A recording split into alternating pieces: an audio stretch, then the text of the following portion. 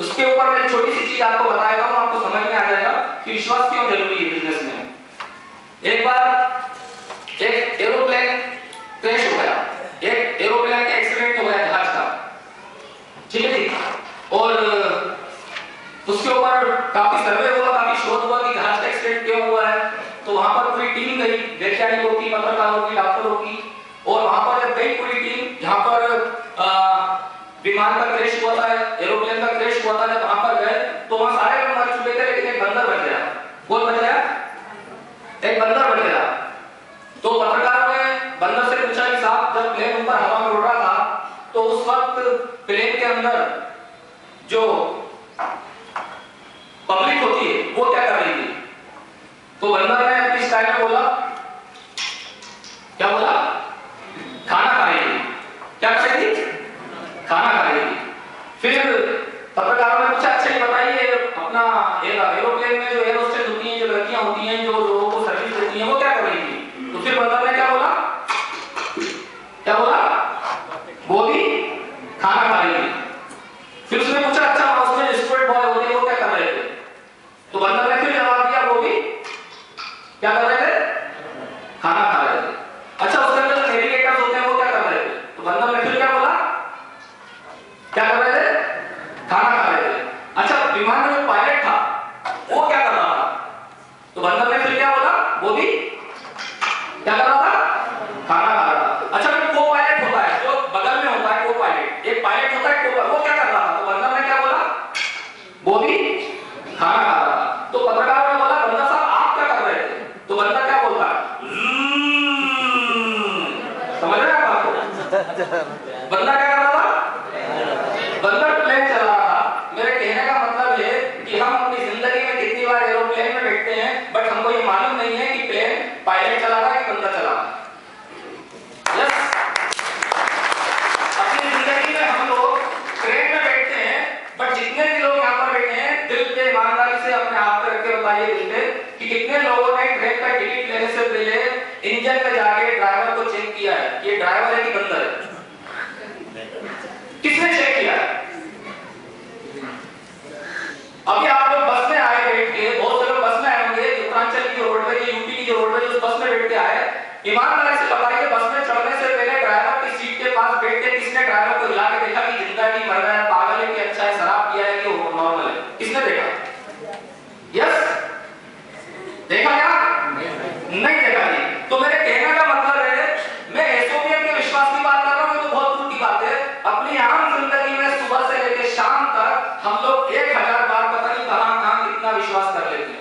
Yes, लेकिन वहां पर विश्वास करने से हमको कभी कुछ नहीं मिला। लेकिन मैं आपको बता रहा हूं कि यहां विश्वास अगर आप करते हैं, वही विश्वास जो आप बाहर दिखाते हैं 100%, है ना, वही विश्वास अगर आप यहाँ करते हैं तो जिंदगी बदल सकती है आपकी, जैसे मेरी बदली। और यहाँ पर आगे जो लोग आए आपके सामने, उनकी जिंदगी में जो परिवर्तन आया है, ये सिर्फ विश्वास के कारण है, और कुछ बात नहीं। दूसरी चीज, विश्वास की बात बहुत अलग है अपनी जगह। मैं आपको जो शेयर करना चाहूंगा, जो मेरी सफलता का सबसे बड़ा कारण रहा, वो समझना चाहते हैं आप?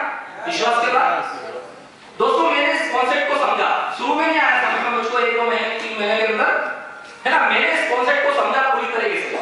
और इसके कॉन्सेप्ट को अगर आप नहीं समझोगे, इसके फार्मूले को, बिजनेस को आप नहीं समझोगे, तो आप ज्यादा सफल नहीं हो पाओगे, ज्यादा दिन आप काम नहीं कर पाओगे, आपका बड़ा चेक नहीं आएगा, है ना, ज्यादा कुछ आप सक्सेस नहीं ले पाओगे अगर जब तक इस बिजनेस के कॉन्सेप्ट को आप नहीं समझोगे।